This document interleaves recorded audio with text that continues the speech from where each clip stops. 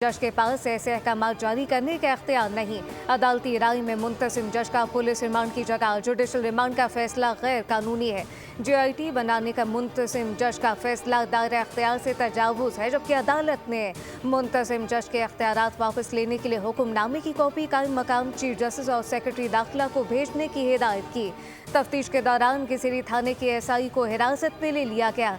Police अफसर मुलजिम अरमा खान का सहूलतकार था, जिसने तशद्दुद का निशाना बनने वाली लड़की जोमा को तफ्तीश से बचाया।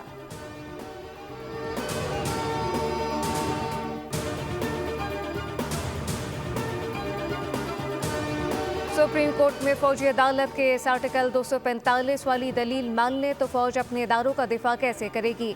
आईनी बेंच का इस्तफसार बानी PTI के वकील उजैर भंडारी ने दलाल देते हुए कहा कि आर्मी एक्ट कलअदम हो गया तो भी इंसदादे दहशतगर्दी का कानून मौजूद है।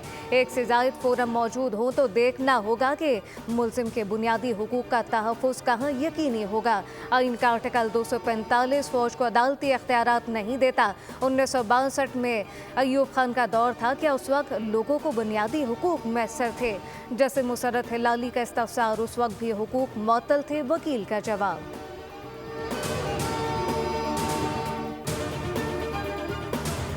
पाकिस्तान और IMF के दरमियान क्लाइमेट फाइनेंसिंग के लिए मुज़ाकरात। ग्रीन बजटिंग की टैगिंग, ट्रैकिंग, मॉनिटरिंग पर मुज़ाकरात का दूसरा दौर आज होगा।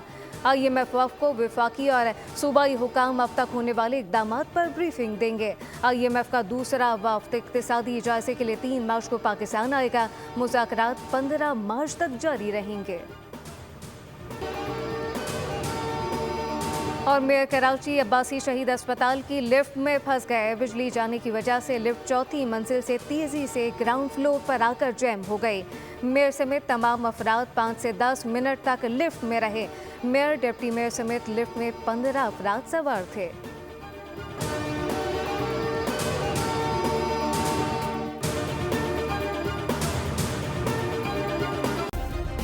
सब्सक्राइब करें और बेल दबाएं ताकि कोई खबर रह न जाए।